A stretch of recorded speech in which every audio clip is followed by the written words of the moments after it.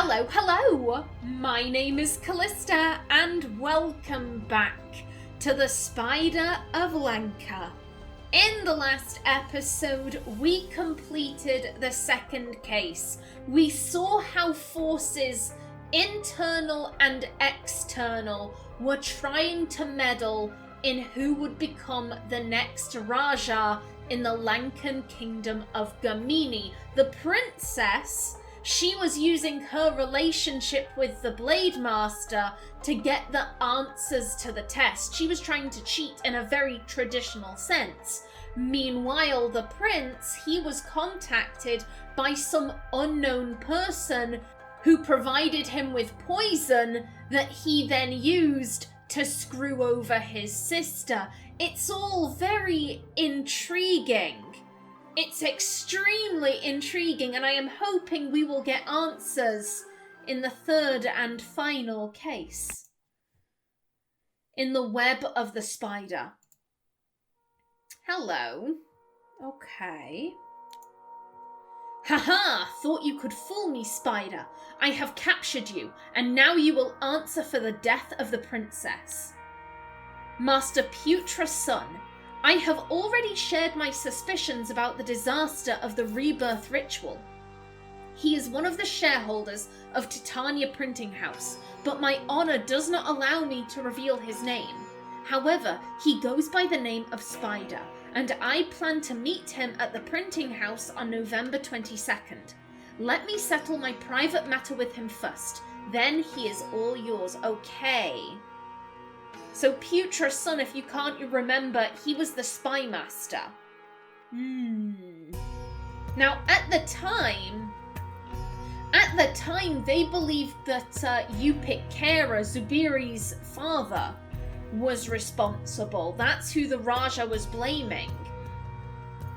Quite frankly, I'm not entirely sure why. I mean, Upik is Lemurian, and the people of this country are Lankan.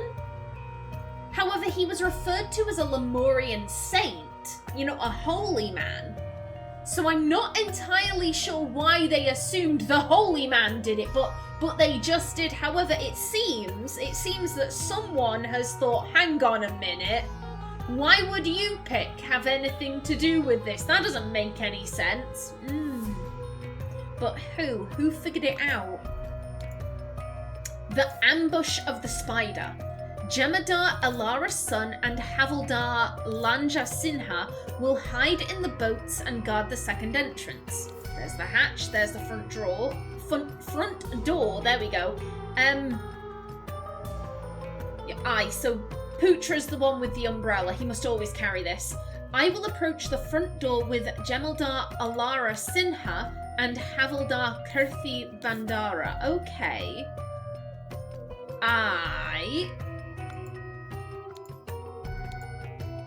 Master Putra's son. These are all 5 shareholders of Titania Printing House. All of them are affiliated with the Seven Seas Company. Have a good hunt. I hope you will arrest the bastard. Master of Archive and Library, Siva Udawate. Albert Cloudsley, place of birth, Blackfield, Albion. Age 34, height 3 7/8. Math. I think that looks like the word math to me.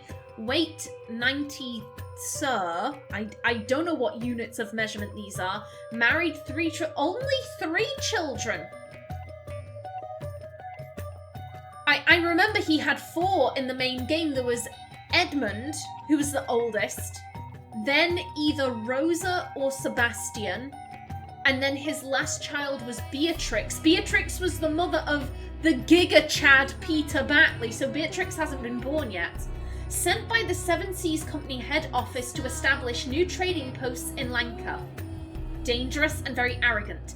Cannot be bothered to learn the basics of common Lemurian to improve his situation here. Narcissus Montalban, place of birth unknown. Age, claims to be 1,000 years old. Height, 4 1/4 math. Weight, 200, sir. In his own words, married to alchemy. natural philosopher, alchemist and astrologer, banished from the Society of Hermetic Thought for revealing their secrets, claims to be able to switch someone's life off. Several philosophers who had conflicts with him died from unexplained causes. Very dangerous. Claude de Avro, place of birth Chateau de Avro, Aquitaine, age 38, height 3 1/4 something, weight 70 something, widower, late wives were Savoy Duchess and Countess of Calvados. An Aquitanian marquis, despite his stature, he is a master swordsman, has killed at least 7 people in duels and was subsequently banished from Aquitania. Wears expensive clothing, afraid of heights, may attack without provocation, extremely dangerous. Oberon Geller, place of birth, ship, relentless harpier, age 42, height 4 something, weight 95 something, unmarried, has concealed for the last 5 years that he has a Lankan mistress. A surgeon hypnotherapist, probably an agent of the Seven Seas Company, has connections to the underworld and is well respected among pirates for providing medical services to their people. Curious about Lankan and Lemurian culture. A charming charlatan who avoids damaging his own reputation. Somewhat dangerous. And Ruben Hendricks, hello again. Place of birth, Ludenburg Slums, Albion. Age 55. Height 4 3/4 something. Weight 80 something. Unmarried. A shipwright and former carpenter on the pirate ship Rabid Raccoon. Has a wooden leg. Pretends to be drunk and quiet when it benefits him. Steals and has instigated riots. Made a fortune in Pajak, which makes me wonder if he hides cards in his one leg. Somewhat dangerous. If you remember in the very first case, when everyone else was fighting, this guy was drunk in a corner. He was sleeping, but he was probably pretending. Ooh, intriguing. Very interesting. Here's my thought. From a storytelling perspective, I feel like the most likely person to be the spider is Oberon. It would either have to be Oberon or Albert. But in the second case, Albert had a letter saying, oh, place the gift in the mouth, like he was being instructed.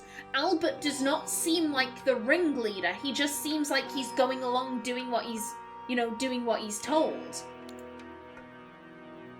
Which would just leave Oberon.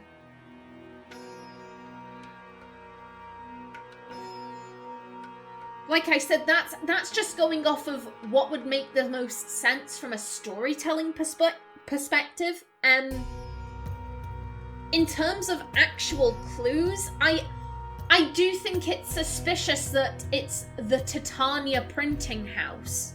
Titania was the wife of Oberon in A Midsummer Night's Dream. That seems like a very obvious connection to me.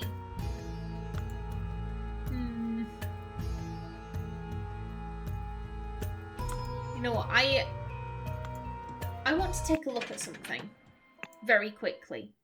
Because you had a letter. Yeah, in particular, the mage, the widower, and the doctor cooperate with our agents in the region. So the doctor that is Oberon. I would assume the mage is the guy who claims to be over 1,000 years old, and the widower is the Aquitanian duke who's a duelist. He was the only widower on that list.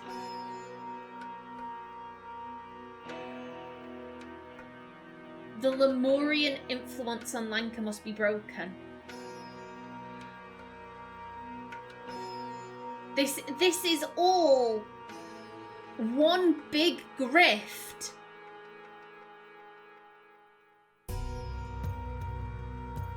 To remove the Lemurians from a position of respect. That I would assume that maybe some evidence was planted in the second case, excuse me.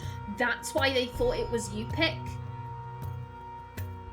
Because, I mean, it is a bit of a stretch. Why would this Lemurian saint, who, if you trusted him enough to do the thing, then clearly you didn't have any indication that he would try and kill one of your kids. You know, if you thought, oh, there's a chance he's gonna kill the heir, you wouldn't invite him. You'd get someone else to do it. So clearly they respected him enough, they trusted him enough to say, hey, come oversee this ritual. There must have been some evidence somewhere that made them think Yupik did it. Yupik is responsible.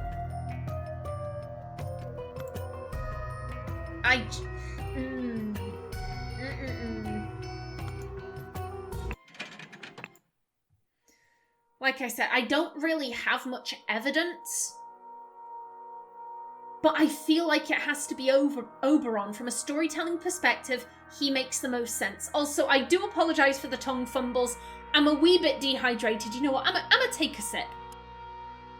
I'm gonna take a quick sip and we can listen to this gorgeous soundtrack.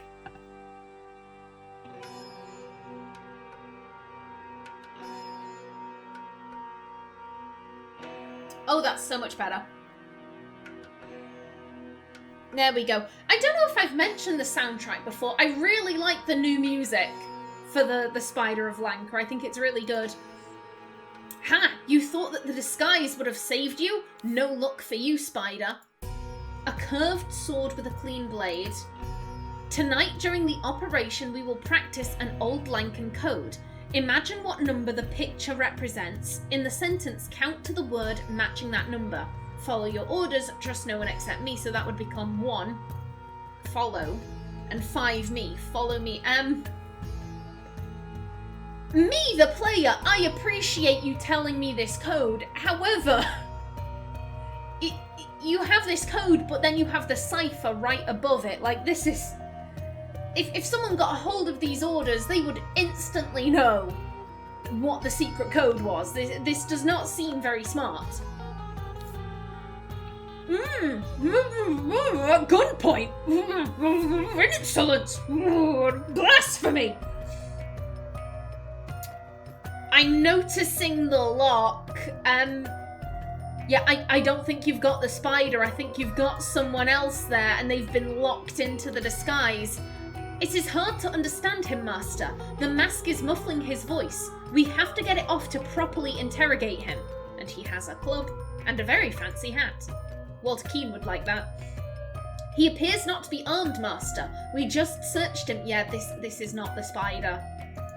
This is not the spider. Let's go over here. Hello? Ah, well, here's where the mask came from. Yep. Triangle key. Was it a triangle? Yep. Yep. Common Guards, Cuts and Master Strikes with the Longsword by Paul Weber.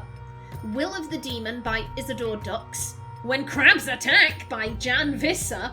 Proof of Life After Death by Mahesh. Lemurian Legends by John Swinty. Seven Leaves Poetry by Samantha of Frey. We are commissioning prints of these titles, Master of Library. Okay. I am ready to settle my debt to you. I will arrive on Friday at the time you specified. Please be alone. Oh, youngster.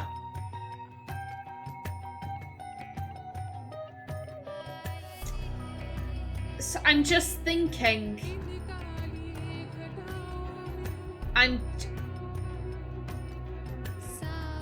This is not the first time we've seen green letters. This is not. I remember.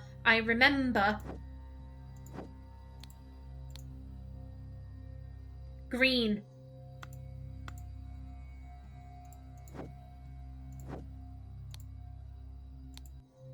Green. But...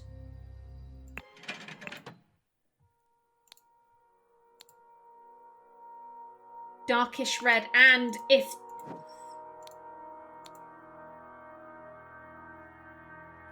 different people are using different colours, but they're consistent.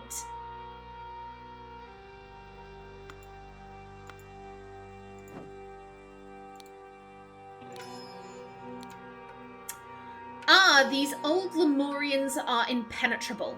My spies report that a young Lemurian, Zubiri Kera, has arrived in the city. He is the son of Lemurian priest Yupik Kera. He probably does not know much about their old culture, but apparently has amazing Pajak skills.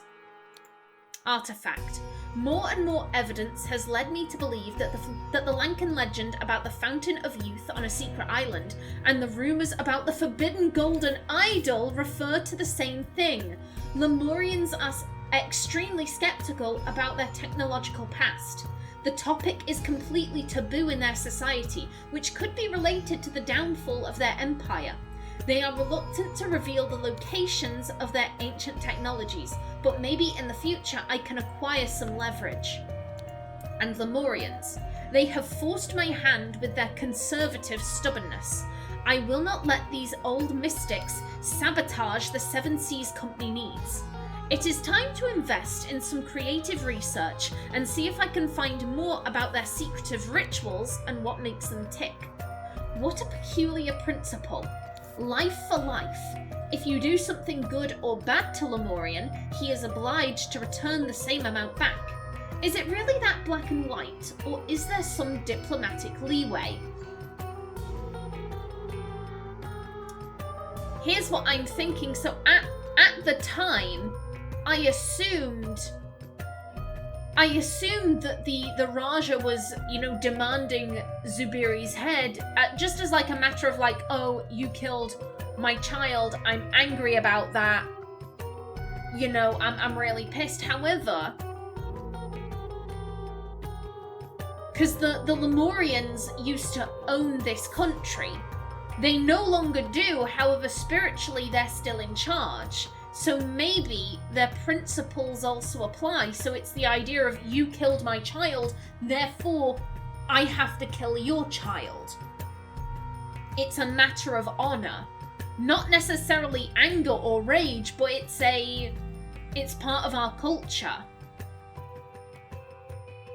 Although this brings up the thing, it's not just if you do something bad, it's if you do something good.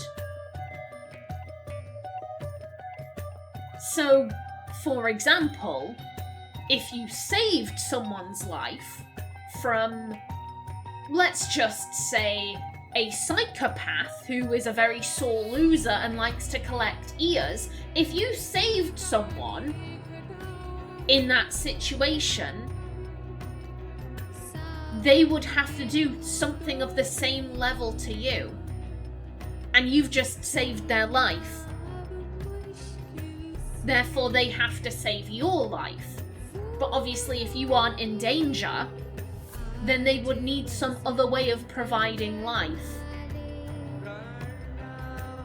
And what was it that Oberon had?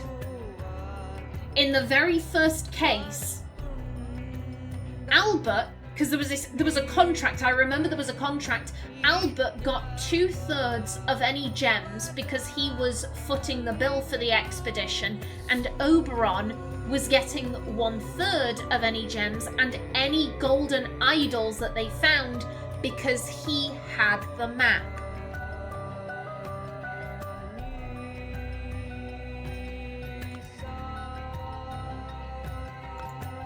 And there's that green ink. There's that green ink. November 22nd, Friday, 8 a.m, meeting with the nephew of the bookworm. 10 a.m, pick up the pistol from the repairman. 2 p.m, buy supplies for the boat trip. 6 p.m, meeting with the double widower, so this is the duelist from Aquitaine. 8 p.m, rehearse the escape plan. 10 p.m, meeting with the money bag. Albert, maybe? Like I said before, he did foot the bill for the expedition, so I could see Albert being the money bag. 1 a.m, meeting with the old butterfly. I have no idea who that is. 6 a.m, meeting with the green boy. Don't know who that is. Nephew of the bookworm, old butterfly and green boy. I have no clues there. Absolutely none.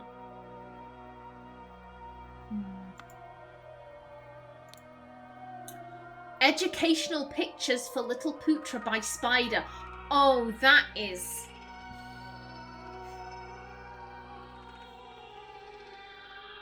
That is so petty. That is so petty. Oh, you think you're gonna catch me? You think you're gonna catch me? Well, I'm gonna draw some educational pictures for little Putra to show him just what I was doing and just how wrong he was. Fuck you. Like, oh.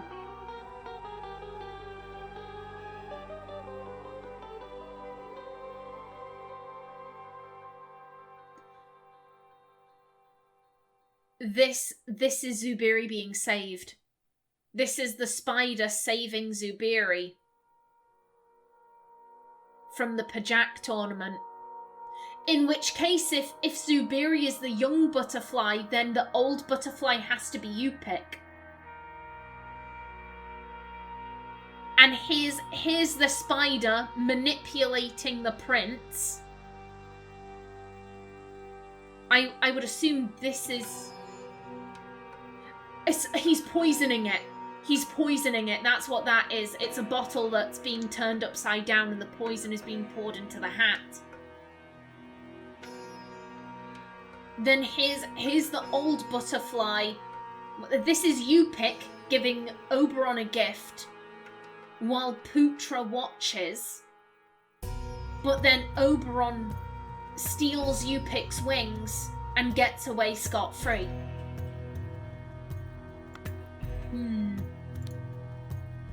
Okay, so at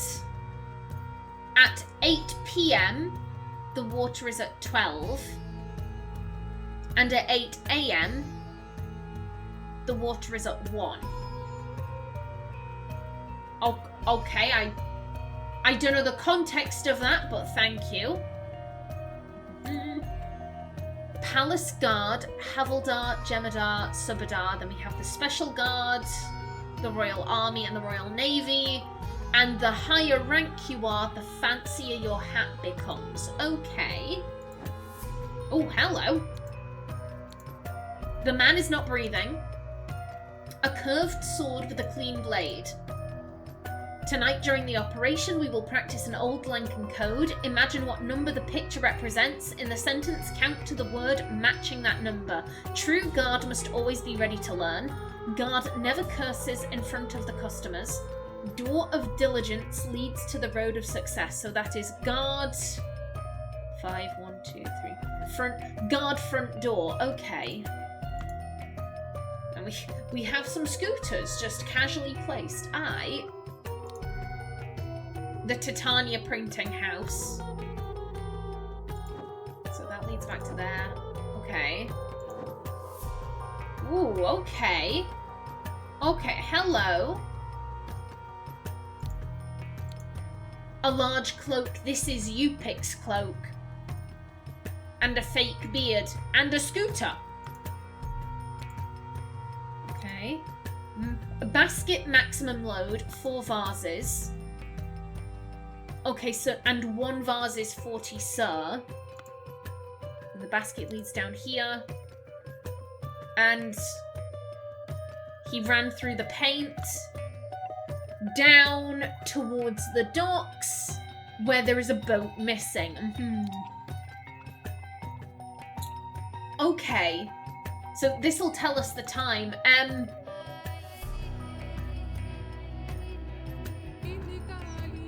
Here's what I'm thinking. If I want proof that Oberon is the spider like I think. Okay.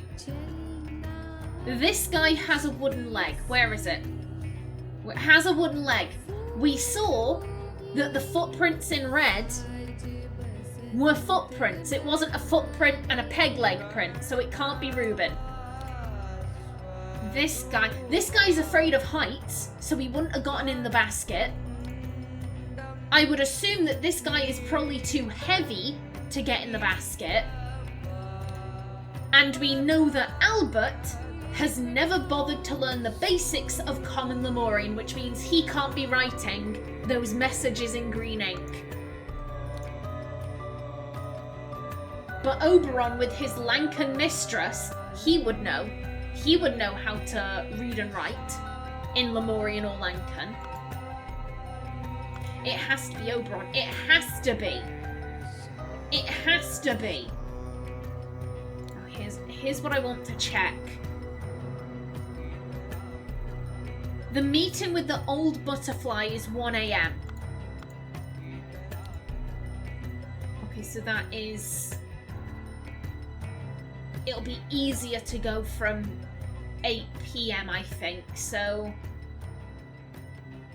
8, 9, 10, 11, 12, 1. So the water should be around 7.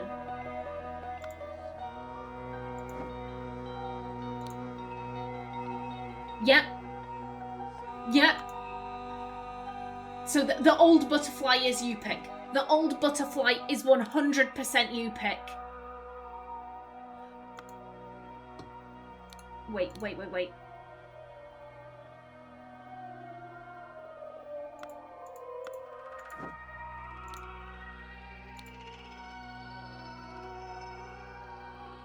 You pick had a debt. You pick had a debt to Oberon because Oberon saved his son. And of course you pick the one they blamed would be like, well, of course I didn't do it. I know I didn't do it. I did not tamper with the thing. Why would I fuck with my position? And he's been able to persuade the spy master, hey, I think something dodgy's going on. And because Oberon saved his child, again, he is honor bound. He can't reveal it. He can't reveal his identity even if he knows it. Because he owes him. I'm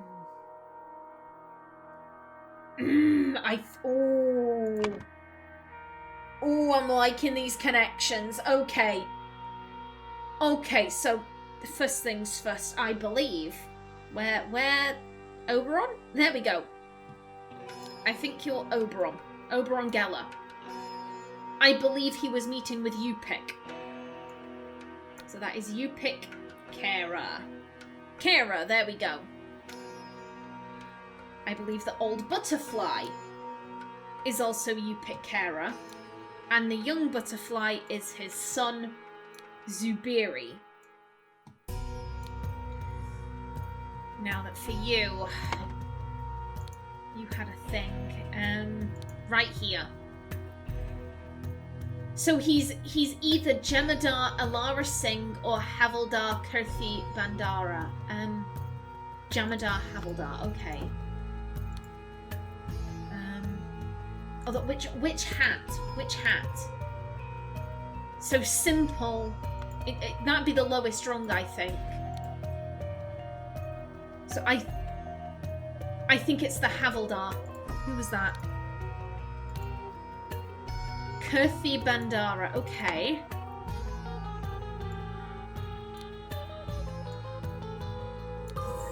Okay, boom.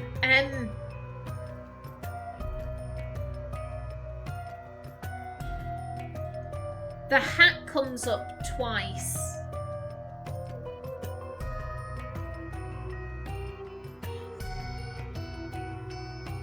He's poisoning the hat. This isn't a person. This is this is the rebirth ritual, I think. Okay. The spider created a situation where I know you. Where? Oh, it's blue. It's blue.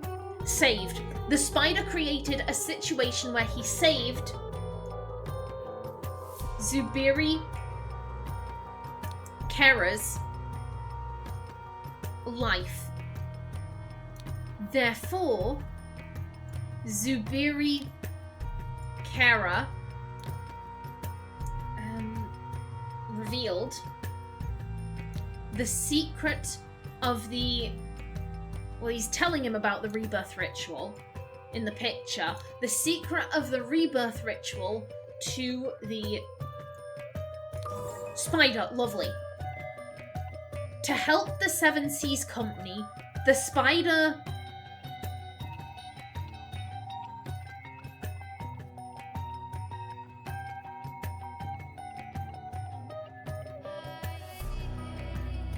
settled it. This is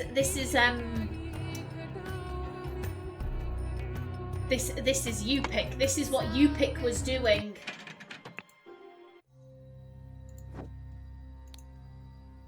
You wanted life for life, O most radiant and magnificent Raja. Has this information satisfied your needs? So he told him information.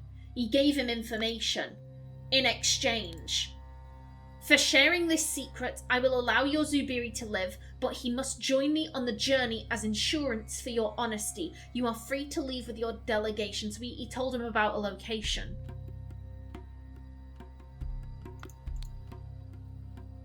Life for life.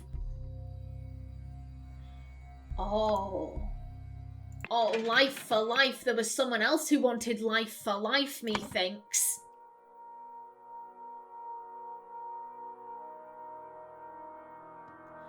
I think they're bringing it back. They're bringing the golden idol back into the plot. Okay, so I think that's... Oh, there goes my timer. No, this ends whenever it ends, but Upic Kara settled it when he revealed the location of the golden idol. You just need the beginning bit.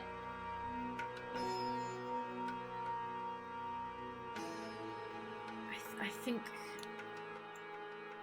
that'd make sense.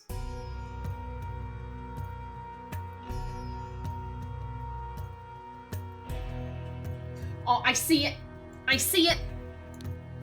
To help the Seven Seas Company, the Spider instigated the sabotage of the rebirth ritual at the Raja's court. But Upic Kara settled it when he revealed the location of the golden idol to the Raja. Okay, because the Spider... Oh, flipping it. Because the Spider had blank, blank, blanks, blank, blank, blank, blank, the blank of the blank, blank. That's too many blanks. That's too many blanks. Okay. This is going back to this. Because the Spider had saved Zubiri Kara's life. Yeah, that is a name. Upic Kara. Again, Oberon was the one who had the map. I think he's given him that. So, Upic Kara revealed... No. Revealed the location of the golden idol to him at Titania Press. However, prior to that... Blank had tipped off blank. Oh, sorry. Sorry, I was reading that as two golden things next to each other. I was reading that as, however, prior to that, blank blank had tipped off blank blank about the blank blank, and I was like, flipping it, what is... No, about the blank of the blank.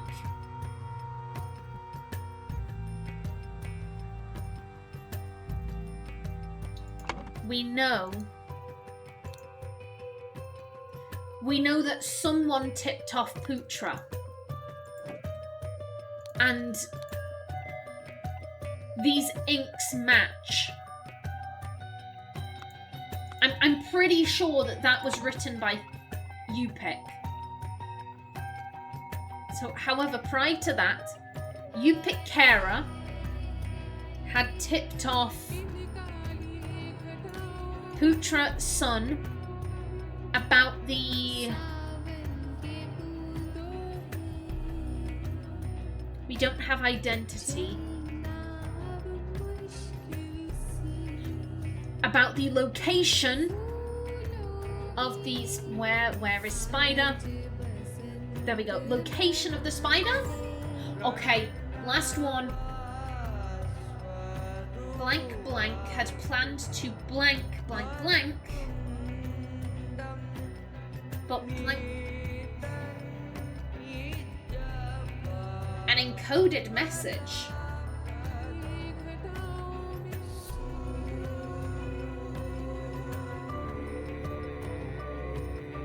Okay, so he forced Okay, so this is Oberon's plans.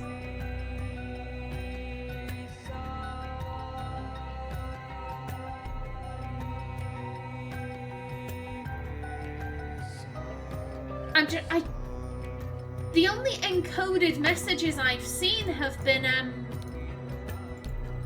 you have one. No, not that. Yeah, you have one. And you have one.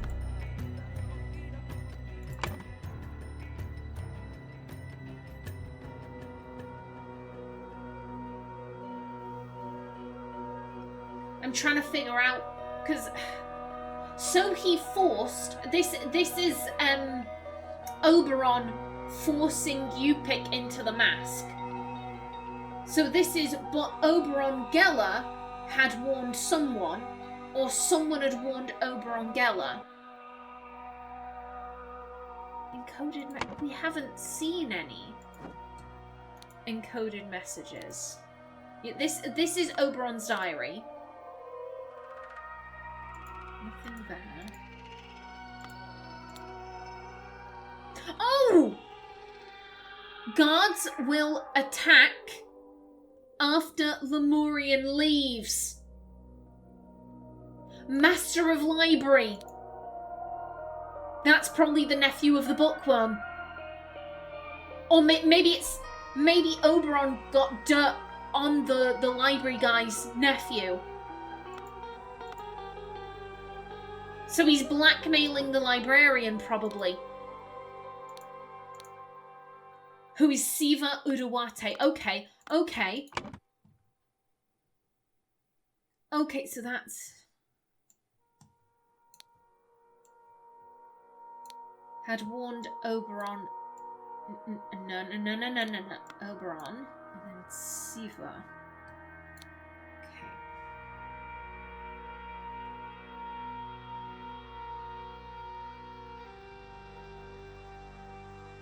Wait, I think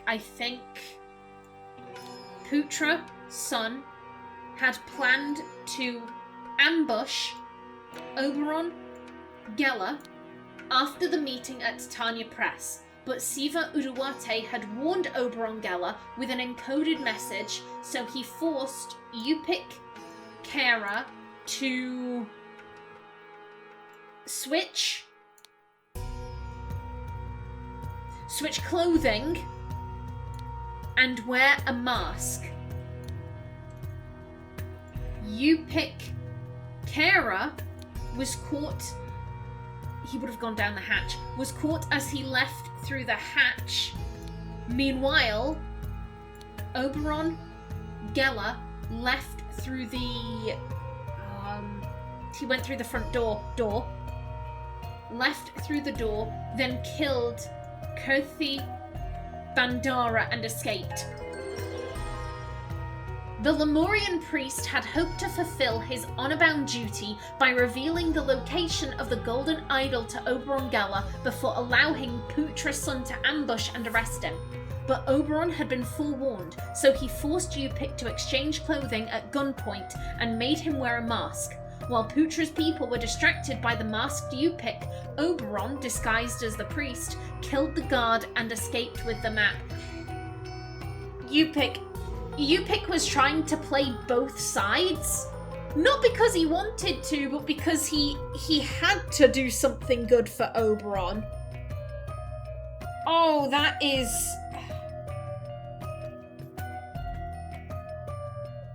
Oberon, you tricksy bitch. You tricksy bitch. I love it.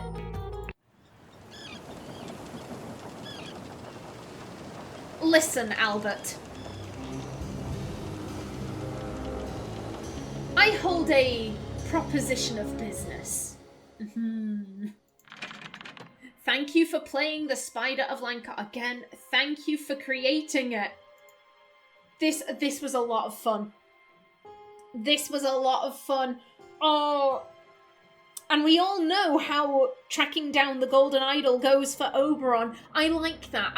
That's a common trope this studio has, or at least what I'm starting to see. You get characters that are cunning and manipulative and wily. They have guile beyond measure, and they have all of these plans that they put in place. They're playing, chess, mental chess against everyone, and they're always 5 steps ahead. And then someone uses physical violence and really fucks them up. It's like with Edmund, he had the idol, he could use magic, he could de-age people, and here comes the Giga Chad with a cannon. Your magic can't go up against his cannon. Like, beautiful. And then Oberon, who was so intelligent, who was doing these next level manipulations and all of this intrigue. And whilst his back's turned on the money bag, which is such a dismissive title, like, oh, all you're good for is your wealth, he underestimated him. He viewed him as an imbecile, just like Edmund viewed Peter as an imbecile. He is no threat to me, he is so stupid. What could he possibly do? He can go get a cannon, that's what he can do. And what could Albert do? He could push the bugger off a cliff. Albert knew. He may not have been the smartest guy in the world, but he knew, okay, this guy is dodgy, he is shady, I don't trust him. Why did he give himself such a rum deal? He's giving me most of the money, but he wants specifically golden idols for himself. There's got to be something up with that. I don't trust it, so you know what? I'm gonna push that son of a bitch off a cliff. I really like that. I like that, and I like that ending. That was a good ending. Oh, I have really enjoyed my time with The Case of the Golden Idol and with the Spider of Lanka. It was a very short DLC, but I don't think it needed to be any longer. It was telling a much shorter story. I feel like if they had done any other scenes, it would have just felt like padding. Yeah, I really enjoyed myself. I thought this was a fantastic game. I will be keeping my eye very closely on Colour Grey because I do hope they keep making games in this same genre. This is a very underappreciated genre, and I wish there were more games like The Curse of the Golden Idol, or The Case of the Golden Idol, excuse me, and, Return of the Obra Dinn. I wish there were more games like this, so I will be keeping a very close eye on Colour Grey. I am very interested to see what they put out next. Oh, I'm very sad to say goodbye to this game. However, tomorrow we will be getting started on Brothers, A Tale of Two Sons. But until then, please remember to like if you enjoyed, leave a comment below, and if you wanted to subscribe, it would be very much appreciated. I've been Kallista. Thanks for watching, and see you in the next episode.